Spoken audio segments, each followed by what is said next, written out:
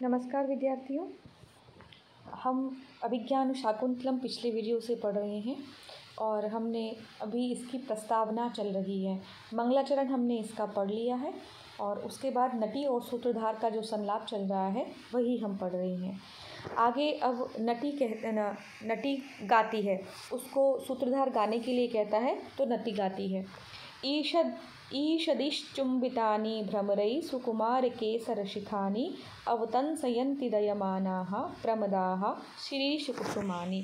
यहाँ पर अवतंसयन्ति शब्द है, तंसयन्ति यहाँ बिंदु आएगी, इसे आप उसी प्रकार से समझें।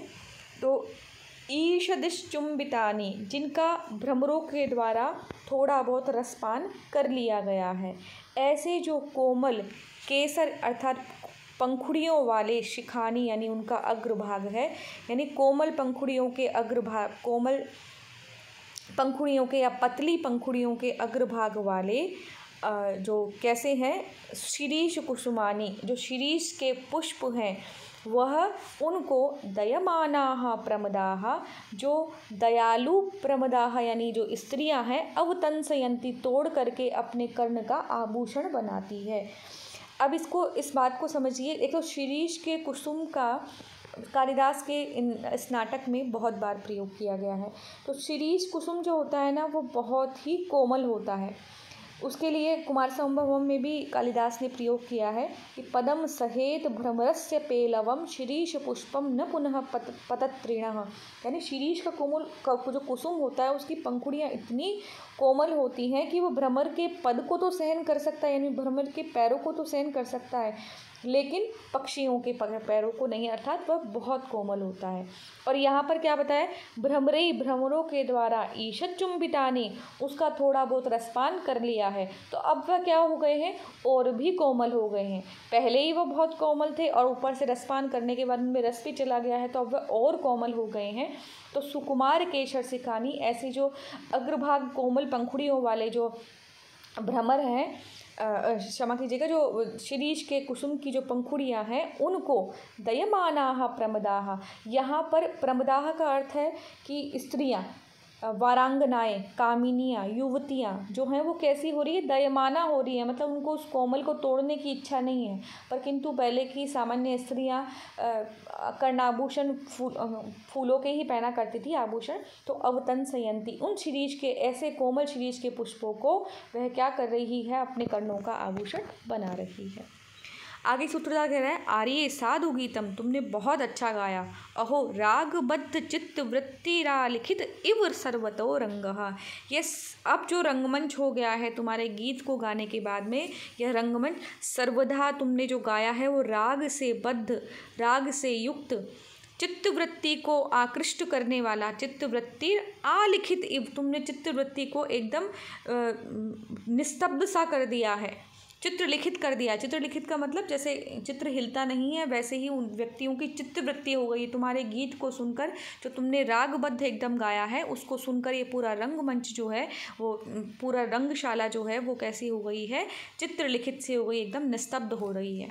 तदानीं कथमत प्रकरणम आश्रित्यम आराधयामः, तो फिर मुझे अब बताओ कि इदानीं कथमत, कौन सा प्रकरण को आश्रय करके आराधयामः, इन सब रंगमंच में उपस्थित लोगों को मैं प्रसन्न करूं।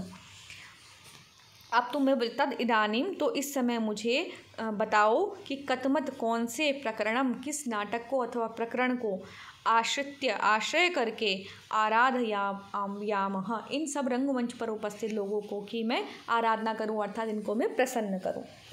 नटी कहती है, नन्व आर्य मिश्री, अरे आर्य, आपके द्वारा प्रथममेव आज्ञाप्तम, आपके द्वारा पहले ही आज्ञा दे दी गई है कि अभिज्ञान शाकुंतलम नामापूर्व नाटको प्रयोगे अधिक्रियतामिति, कि शाकुंतलम जो नया नामापूर्वम, जिसका नाम पहले नहीं सुना है, ऐसा जो अभिज्ञान शाकुंतल नाम का जो नाटक है, प्रयोगे अधिक्रियताम, उसका ही प्रयोग हम आज करेंगे, अर्थात उसी नाटक का मंचन हम आज करेंगे।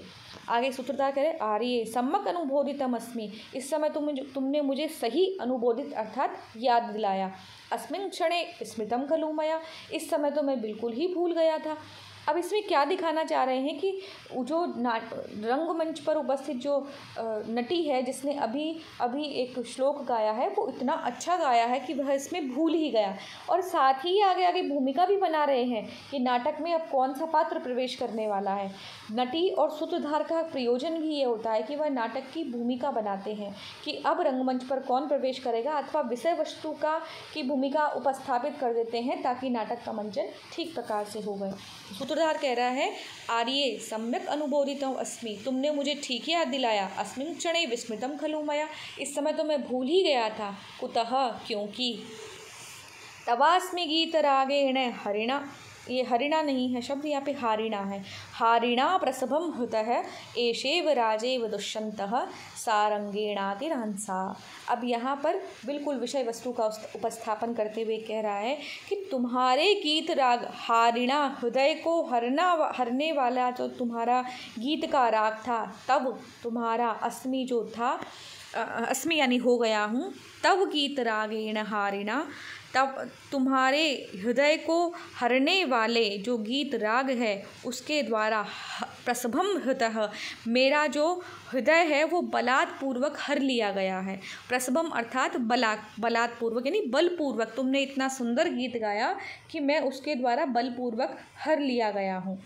तो तव यानी तुम्हारे हारिणा गीत रागीण, हृदय को हरने वाले जो गीत राग है उसके द्वारा प्रसभम हृदय अस्मि, मैं बहुत ही, मेरा जो हृदय है वो बलपूर्वक हर लिया गया है। यहाँ पर अस्मि यहाँ से निकलेगा, यानी वो नट अपने लिए कह रहा है कि तुमने मेरे हृदय को हर लिया है, इस प्रकार का सुंदर गीत गा के, राग के द्वारा गीत गा के। एषेव राजा दुष्यन्तः, ये जो राजा दुष्यंत हैं वो सारंगेण हंस के द्वारा, अतिहंसा अतीव वेग वाला जो हंस है, क्षमा कीजिएगा, हिरण है जो अतीर हंसा का मतलब है अति वेग वाला जो है, सारंगीण जो हिरण है उसके द्वारा जैसे राजा दुष्यंत का हरण कर लिया गया, उनके हृदय का हरण कर लिया गया है, वैसे ही तुमने इस गीत से द्वारा मेरा हरण कर लिया है। तो यहाँ पर उस गीत के द्वारा राजा की विषय वस्तु को जोड़कर अब आगे वह राजा दुष्यंत का प्रवेश करवाते हैं। इति निष्कांतो, इतना कहकर वह रंगमंच से दोनों नटी और सूत्रधार निकल जाते हैं। इति प्रस्तावना, और यह क्या है, इस नाटक की प्रस्तावना है। तो इन्होंने नटी और सूत्रधार दोनों का कार्य होता है कि वह नाटक की भूमिका बनाएं, तो उन्होंने भूमिका बना दी। अब रंगमंच पर जो है वो सूत्रधार प्रवेश, क्षमा कीजिएगा, ये जो ततः प्रविशति रथाधिरूढ़ः स शरचाप हस्तो मृगम अनुसरण राजासूतंच। ततः तब रंगमंच पर रथ पर चढ़े हुए सशर चाप हस्तो, हाथ में चाप और शर लिए हुए अर्थात धनुष और बाण लिए हुए, हस्तो यानी हाथ में, मृगम अनुसरण, मृग का अनुसरण करते हुए राजा और सूत प्रवेश करते हैं। सूत का मतलब है सारथी। तो सूत क्या कहता है,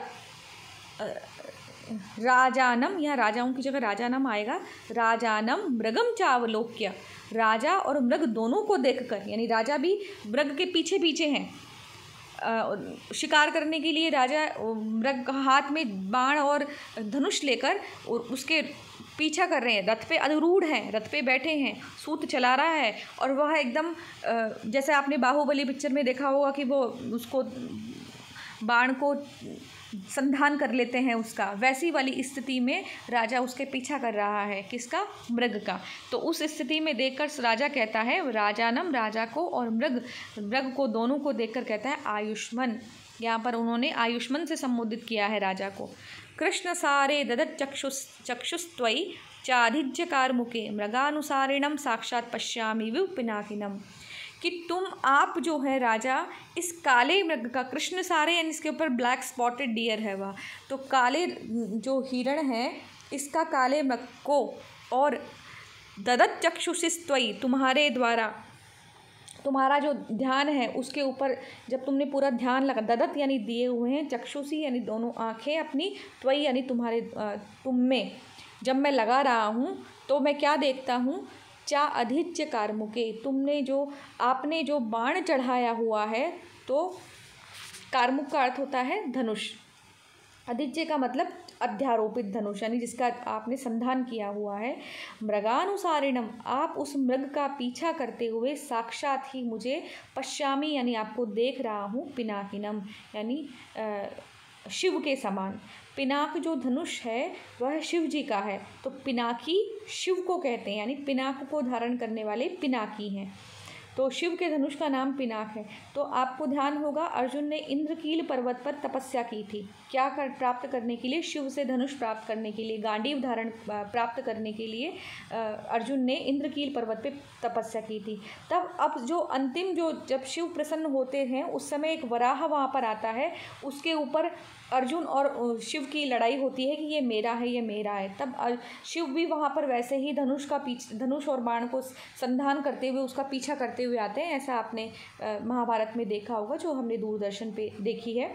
तो वही कह रहे हैं कि जैसे उसका पीछा करते हुए शिव जी आ रहे हैं, वैसे ही इस काले सर्प के ऊपर आंखें गड़ाए हुए आप मुझे इस धनुष को चढ़ाकर साक्षात मुझे शिव जी की तरह ही लग रहे हैं। शब्दों का अर्थ देखिए, कृष्ण सारे यानी काले मृग और आदित्य कार्मुके धनुष को धारण किए हुए, धनुष को चढ़ाए हुए, ददत चक्षुषिस्त्वयि, जब मैं आपके ऊपर अपनी आंखें देखकर आपको जब देखता हूँ तो मृगानुसारिणम, मृग का अनुसरण करते हुए, एक ऐसा भी कहते हैं कि शिव ने यज्ञ रूपी जो मृग था उसका भी पीछा किया था, एक कहानी ऐसी भी है।